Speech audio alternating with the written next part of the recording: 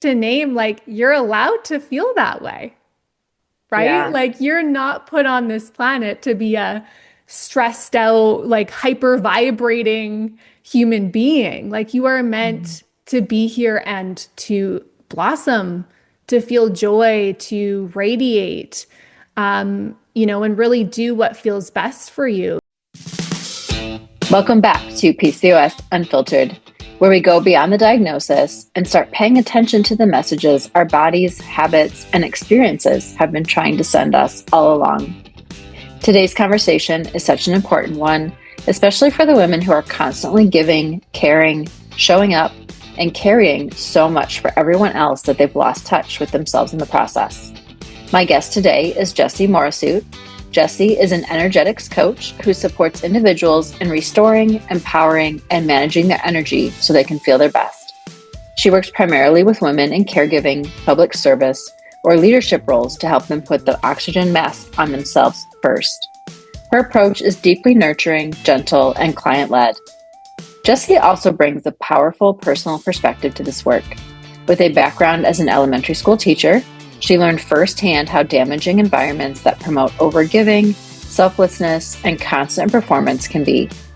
Now, she helps women recognize those patterns, reconnect with their own needs, and create a more supportive, sustainable way of living. In this episode, we talk about burnout and caregiving roles, the conditioning that teaches women to put themselves last, how resentment and overperformance can become warning signs, and what it actually looks like to begin prioritizing yourself without guilt.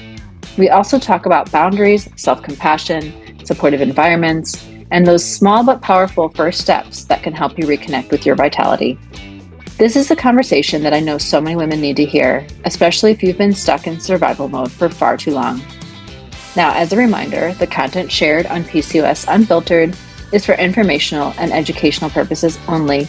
The views and opinions expressed by the hosts and guests are not intended to serve as medical advice. Always consult with a qualified healthcare professional before making any changes to your diet, exercise, or treatment plan. The information shared is based on personal experience and expert interviews and is not a substitute for professional medical guidance. So let's get into it. Here is my conversation with Jessie Morassut.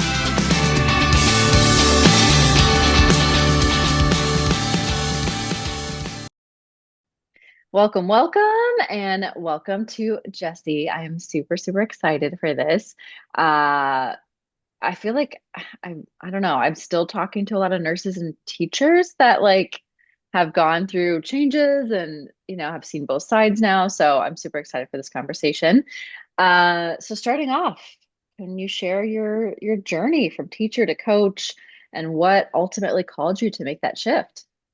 Yeah, absolutely. Thank you for having me, Lindsie. And so happy to be having this Mhm. conversation today. So such a big shift, in a lot of ways, not a big shift as well. I really loved what I did teaching. So, bit of backstory, I was a grade 1 to French immersion teacher here in Canada. And I absolutely loved teaching. I loved working with kids. Um, that part of it was not the issue at all. And over some time, I really started to notice that this really wasn't feeling sustainable, to continue doing over the course of many years. And a lot of other teachers kind of coming up with me at that time, we were noticing similar things, right? Like, wait a second, this doesn't feel like maybe how it used to be. And this isn't feeling like something we can per se continue. And so for me, I really moved through a sequence of noticing my personal wellness really degrading significantly. And this was, a lot of different things at once. This was feeling really confused, a job that I really loved, but was feeling not well to continue doing by effect. And so that was very confusing. A lot of feeling, kind of embarrassed and ashamed that, again, a job I loved, I just wasn't doing well in it. And when I say well, like personal wellness. So, yeah, a lot of that was, is kind of in the tunnel with things, so to speak. And just to name some of the masks that we wear when we really need to keep going. And, some of the perfectionism, the pushing through, the Mm. selflessness that we hear in these kind of caregiving roles, really has a cost. And so I really was met with that and really felt that very fully. And so taking some time away, stepping away from that because I really had to. What I eventually started shifting into was supporting those where I was, about 6 years ago. So the support that I needed when I was stuck in burnout cycles, when I was feeling resentment. This is really that preventative wellness that I get to support others with today. And so, something that I'm so deeply passionate about. Of course, I've lived it. And so I know this experience really well. And, just to name that, this is so much bigger than us, right? We are Mm. in these professions and these roles doing the best we can. And often we don't know what we don't know. And so just to name that as well, such a journey that it's been for me, but so deeply meaningful to now be kind of giving back to, again, what I really needed, about Yeah. 6 years ago or so. Yeah. Yeah. I mean, I think that's why we just hit it off the first time we talked because our stories align. Granted, it was nursing for me, but like I said, I've also like as I find more guests on the podcast and just meet more people, doing this and collaborating and networking, I am finding so many nurses and teachers that are going through, similar things. And yeah, I neglected my health for so many years and then ignored all the signs, of course, when it was, trying to tell me, my body was trying to tell me something. And so, yeah, so it's super important what you were doing as well. So drawing from your experience as a woman, an educator, and now a coach, what do you see as the biggest challenge within caregiving roles or professions? Yeah, I mean, it's a good question. I think there's a couple of things here that come to mind. But the first thing just to mention is that women, generally speaking, are really conditioned to be caregivers. And so even if you don't identify as a caregiver in the sense of being a mother, or you're maybe not in a caregiving profession like teaching or nursing, just to, name a couple examples, you're likely still in some way, shape, or form in conditioning of caregiving. And what I mean by that is this, piece of putting others first and taking care of others as the primary. And so this can come out in so many different kind of nuanced ways. But this is something that I see with clients all the time is kind of these sneaky forms of the ways that we put ourselves last. And that Mhm. being really something that is, kind of normalized to us. Yeah. And so, what happens when we receive this messaging, often unconscious, and I want to name that as well, that you didn't necessarily put up your hand and say, yeah, I'd love to be programmed in with the conditioning to be putting myself last. Of course not, right? Like, this is an unconscious programming. And so, when it is unconscious, it means that we're kind of doing it by default unless we change that default. And Mhm. so suddenly our needs, our availability, like, am I even resourced enough? Do I have the energy to do something that's been asked of me?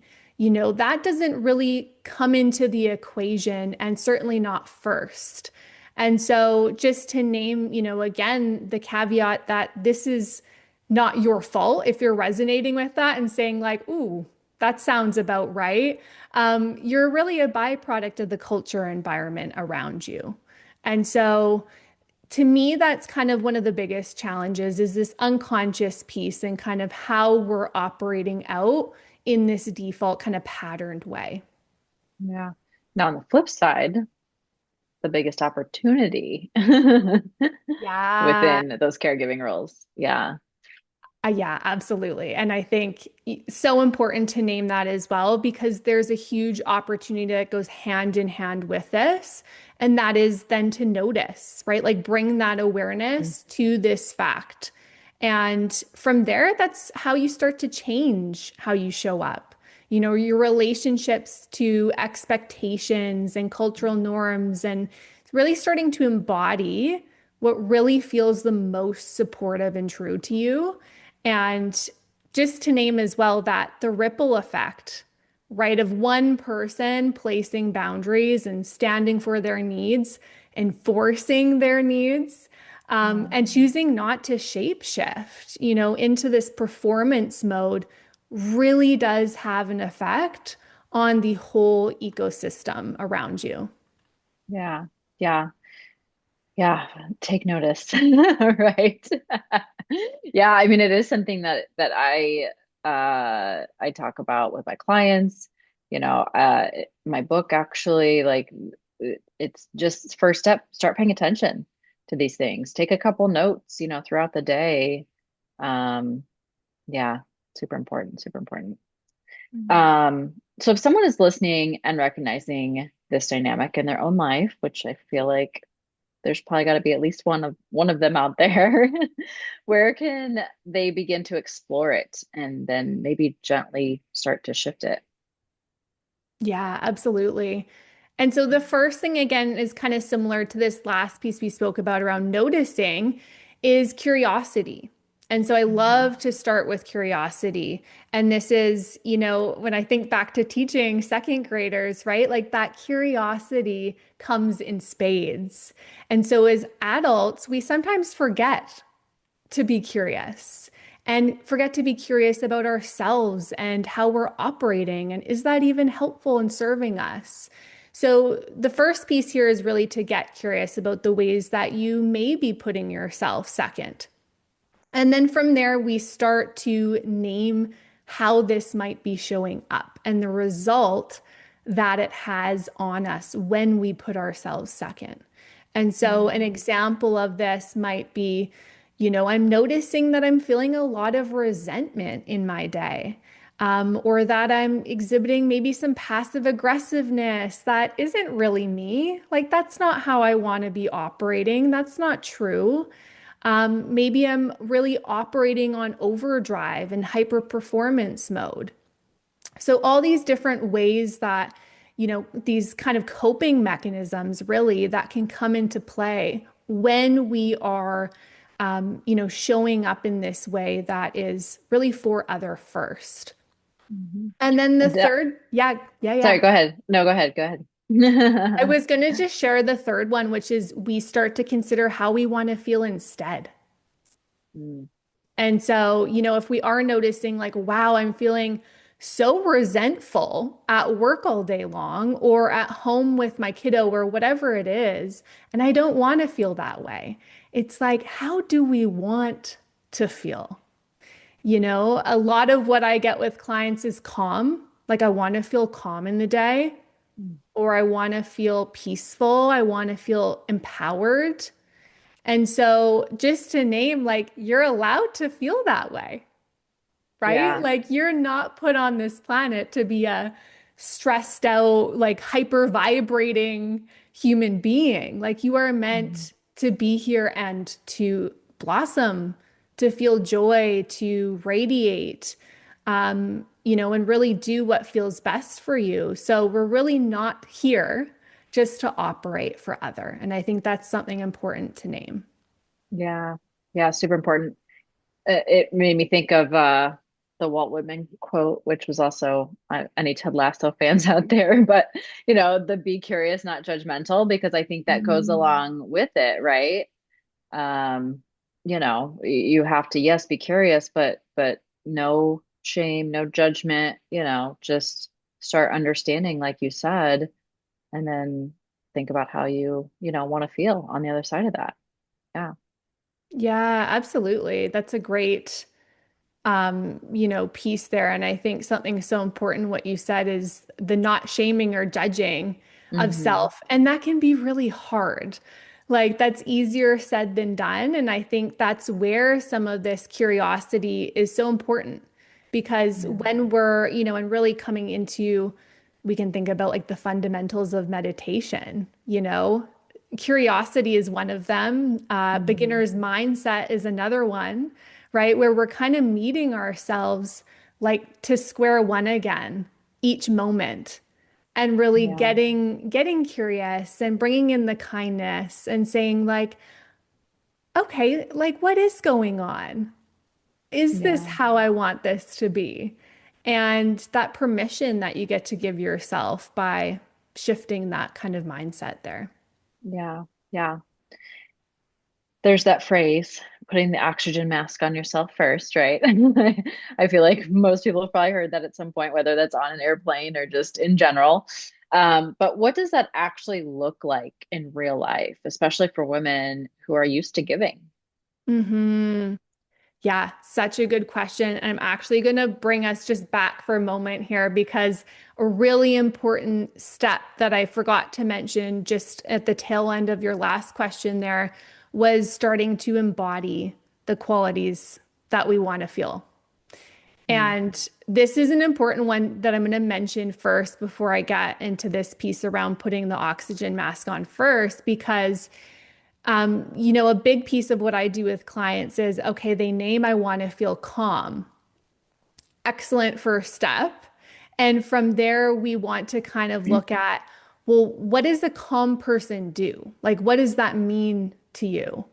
And the difference here being, not what do you think a calm person does, but what does it feel like for you when you are calm? What might actually make you feel calm? And so starting to kind of bring some of these answers to life, is it just having 20 minutes in the morning for me? Like not needing to do anything, not needing to be anywhere. Like maybe I'm just lying in bed staring at the ceiling for 20 minutes. Maybe I'm doing a meditation. Maybe I'm taking a longer shower.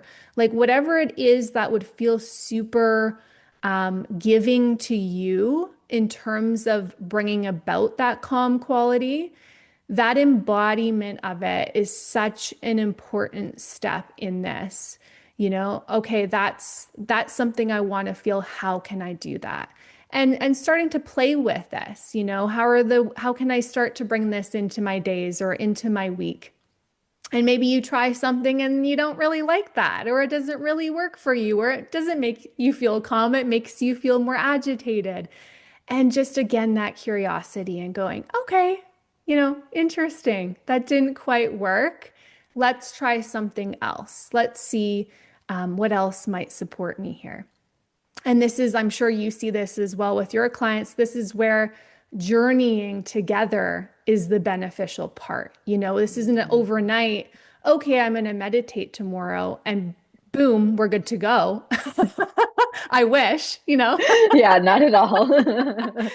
It's so often like, okay, let's try this and then come and meet together and let's chat about it. And, okay, this is perhaps something new we can try and having that discussion and being able to move with someone else in that process is, what I see with clients to be really the important part of this is being kind of held as you try and test in this process. Yeah.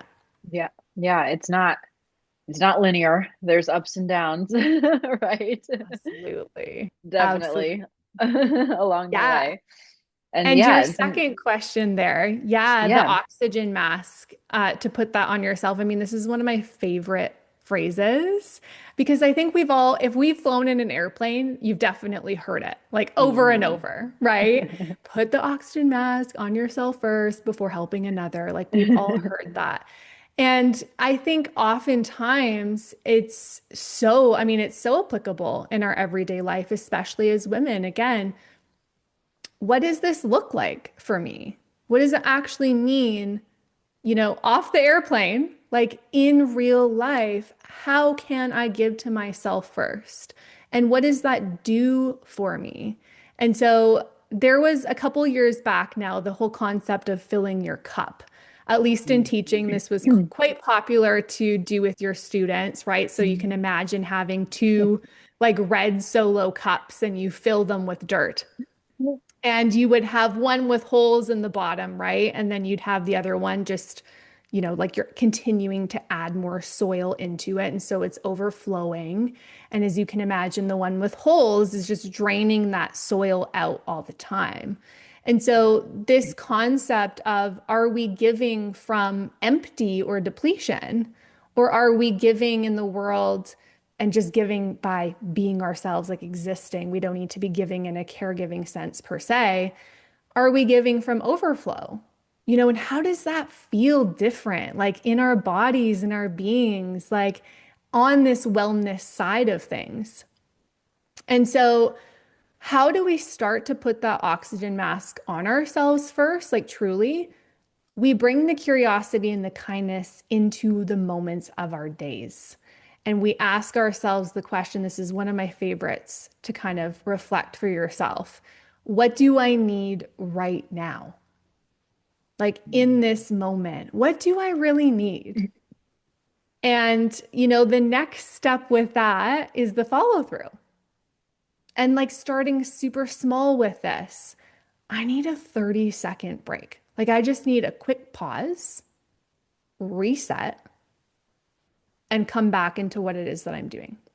Maybe I need to open the window and just like feel the fresh air for a minute and look outside and notice the bird flying by. Reset.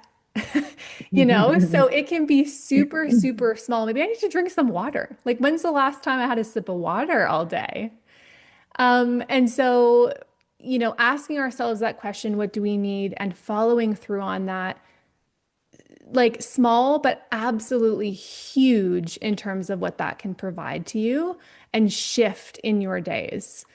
And then just to name as well, like getting to know your needs. Am I someone who needs to work out in the morning before I do anything else? Do I need to meditate, for 20 minutes? Really considering, and you can make this a list, like write it out as I need statements. I need a work environment where I feel supported. I need non-aggressive communication in a relationship.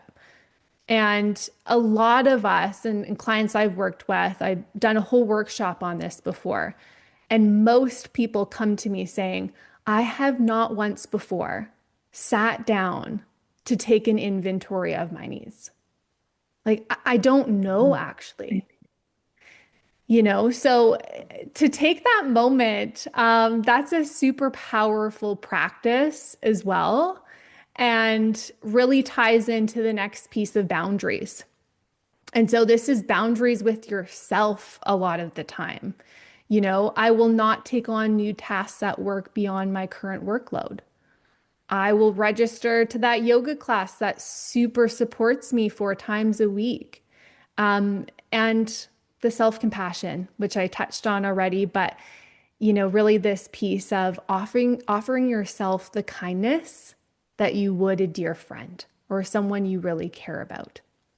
Yeah. And, self-compassion has kind of infinite returns on it. And again, can be really challenging to get started with. I know for me, I was introduced to self-compassion when I was still teaching, and it completely broke me and healed me all at once. Like Yeah. to see how critical of myself that I was in so many different ways, and to start to soften that and really offer this kind of soothing and gentleness to yourself was really a game changer for me. And again, can be super small, like it can be swaying. It can be, taking a bath or offering like really nourishing self-touch, like scratching up your arm, like just offering some gentleness to ourselves. Yeah. Again, has really profound, profound impacts. Yeah. Yeah. I know for me, I think even once I left nursing, I was still go, go, go to open the gym. And even then, it was still like, I had big goals and I actually had my own employees, to take care of, and obviously the business. And it wasn't until my own health scares, that I had to say, okay, it is time for me. I got to take care of myself, you know, but unfortunately, and unfortunately, that's when it happens for a lot of women, I think, is when they do have like some type of big wake up call or scare of some sort, So just, I hope anybody listening is really, really listening and can take that first step, to make some changes now before it gets to that point. Yeah. Yeah, absolutely. And just to name too, like what you're saying is so relatable. And I think the work we're both doing is because we had experiences of that, right? Hmm. Of kind of the crumbling or the health Yeah, deterioration. And just again, to echo what you're saying to anyone listening, like that does not need to be your path. exactly. That does not need Yes. to be your path. And we are here and other people are doing work in these kinds of spaces, to shift and change how we are operating in the world and Mhm. how we're showing up for ourselves so that it doesn't get to that point. Yeah. Yeah. So, how might someone navigate if they notice maybe there's a larger problem at play where maybe it's an environment setting or a relationship that isn't aligned with us being able to put ourselves first and living, a well-lived life? Hmm.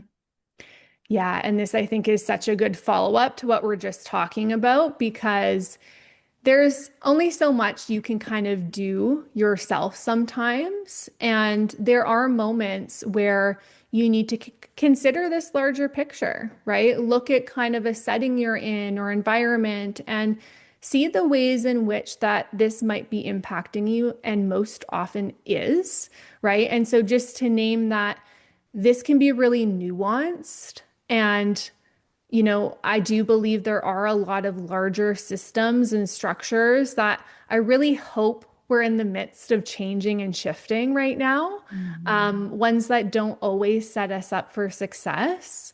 I think that's really important to name here. I'm not about to like gaslight anyone into like this is a you problem. No, right? Like this is often like we're speaking again about these kind of unconscious conditioning pieces of how we're told to act, right? These come from structures and systems already set up and in place. And so Mhm. where you come in is you and your power, right? Like you have agency, choice, and sovereignty. And that is always present within you. And so at any moment in time, you can take an inventory, right, of the settings, the spaces, relationships, people in your life. What feels good? Like what supports your wellness? And this can be a little confronting sometimes, right? Like I know when I've done this in the past, and I've done this for some relationships even, and I've gone, oh, so interesting. Some of these friendships aren't actually supporting my wellness. And so, just to kind of give that permission that, again, you get to put yourself first. You get to really do this inventory and consider, like, do I need to put in some new boundaries in different Mhm. scenarios in my life? Do I need to change how I relate to them? Take space from certain situations? Um, and really not being afraid to, again, create that distance if you need from certain things in your life to get a new perspective, to get some fresh kind of eyes to look at things can be really Mhm. helpful and beneficial. And again, this isn't to name that everyone's story is leaving, let's say, a caregiving profession, like was the case for both of us. Again, we're doing this work to support people so that they can be their best selves in what they're meant to be doing in the world. But really just to name, like, again, do I need more boundaries? Do I need to remove myself from an extracurricular? Do I need to remove myself from a relationship? And so doing that inventory and being reminded of your sovereignty and your agency, that to me is, we could be reminded of that, I think, every day. It's an important one for sure. Oh yeah, for sure. Yeah, I mean, and understandably, it may not be easy, especially if you're talking about, a relationship or, something like that. It's definitely not going to be easy, but you definitely, I've been through some of that too. And yeah, it was tough, but definitely coming out on the other side so much better, so Mm. just know that the support is out there, to help you along the way too. Yeah. Absolutely. Yeah. And just to name again, like it's a journey. And these big kind of choices sometimes that we make to essentially support ourselves at the end of the day aren't always easy. And that's why Hmm. there's support there to help you move through that process. And like you Hmm. said, to kind of have that look ahead to the light at the end of the tunnel, like that, which will be different.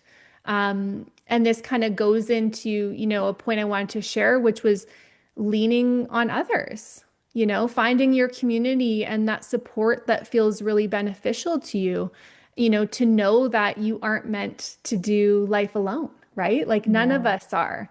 And Yeah. so, really ensuring that you are well resourced so that you Yeah. can make choices that are for your best self, instead of just what you're kind of already doing, right? Like that's such an important piece here, Hmm.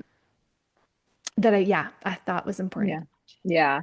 Yeah. And finding the right community, finding the community that you feel good in, because I've seen it. And, unfortunately, there are some PCOS groups out there that it turns into just the victim, mindset, and it just turns into a negative spiral. And unfortunately, it just takes one person, So if that does not feel right for you, then move on to the next one, find something else that does, whether that's a group, on social media, in person, online, or just one person, it has to feel right for sure. Yeah, and I appreciate you saying that because I noticed that as well in my spaces is especially for teachers who have left the profession, there are a Mm, lot of people who want to continue to speak about what didn't work for them, right? And yeah. again, I just want to name like it is tricky at times to kind of get ourselves out of the mindset we were once in. And Hmm. so, one of the first things that comes up is to just continue to speak about it, right? To kind of be in this loop and try and get ourselves through it that way. And really, I want to provide this kind of opening option that what if we start to approach in different and new ways? And how can that be more beneficial than kind of staying stuck in, the same kind of rehearsed piece that is just keeping us where we already are? Yeah, you have to break the pattern.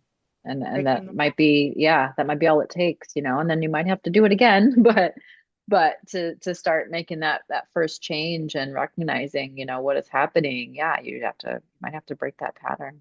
Yeah.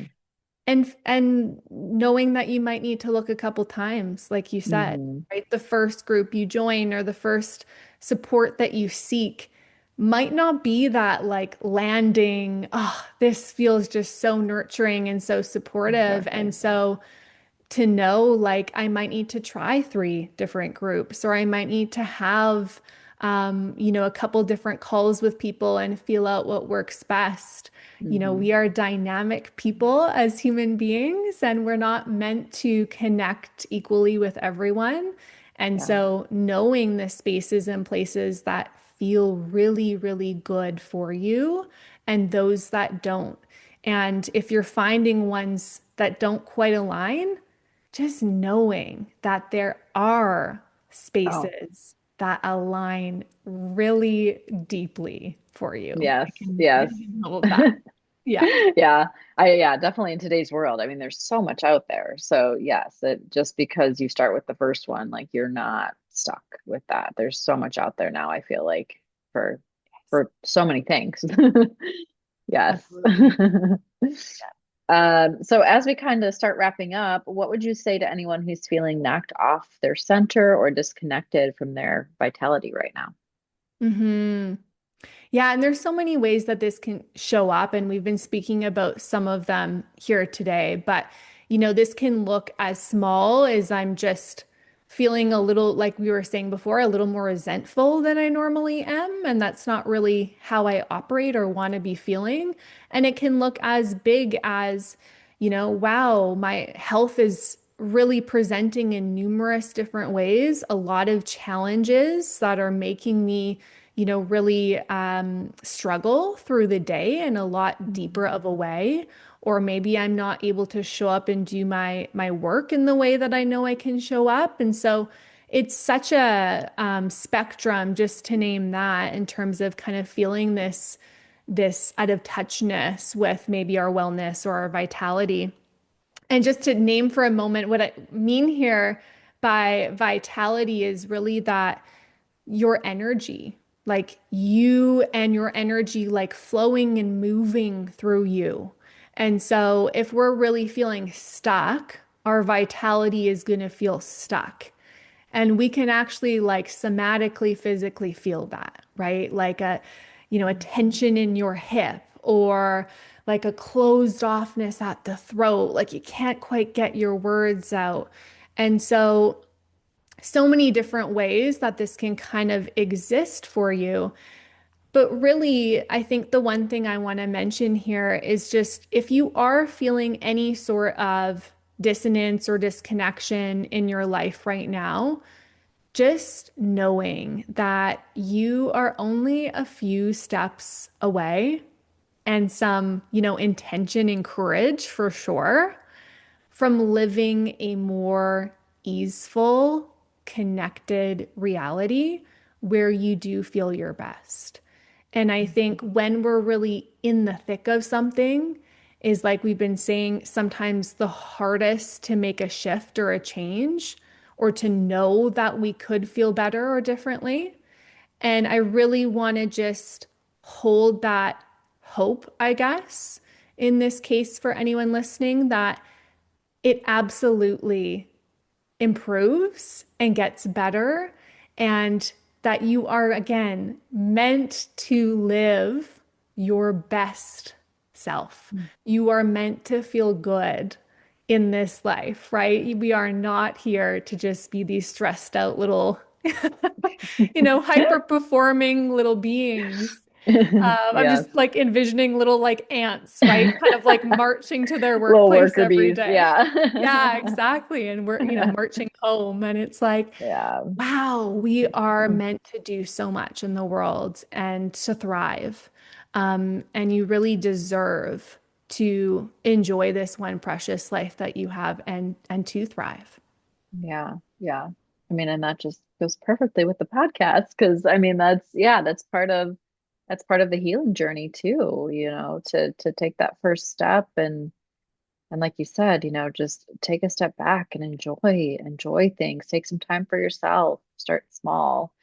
So, yes, that's a great way to wrap this all up. Last question is how can somebody connect with you and find you?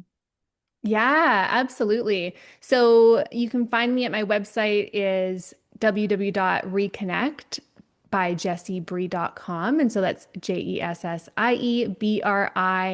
And I'm on Instagram as well at reconnect with three underscores in front of it. So I'm sure we'll have that information Yes. below as well. Yeah. But yeah, that's the best place to find me to start. And I, as Lindsie does as well, work with clients one-on-one. And so that's kind of the best way to connect in.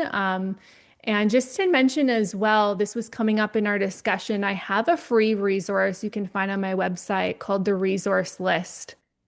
And so if you're kind of finding that, you're wanting to find the best ways to support and resource yourself day in, day out, and to take that inventory. I have a full breakdown. It's a free resource you can find there and download, and just gets you to really, yeah, tap into like what does really support me.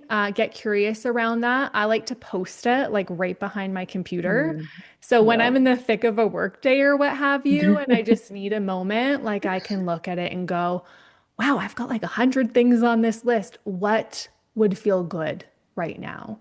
And so I just wanted to mention that because it's a nice tool. It's got lots of suggestions in there if you can't think of your own off the top of your head. And yeah, that's on my website as well. Love that. Love that. Well, thank you so much for being here for this conversation. I definitely feel like there's a lot of women out there that need to hear this stuff. So I really appreciate you taking the time to be here. Thank you so much for having me. Thank you so much for listening to this episode of PCOS Unfiltered. I hope this conversation with Jessie reminded you that you do not have to wait until your body is screaming at you to start paying attention. You are allowed to notice the signs now. You are allowed to honor your needs now. And you are allowed to create a life that feels supportive, nourishing, and sustainable. One of my favorite takeaways from this episode is the reminder to get curious, not judgmental, about the ways you may be putting yourself second. Because awareness is where healing begins. And sometimes the most powerful first step is simply asking yourself, what do I need right now?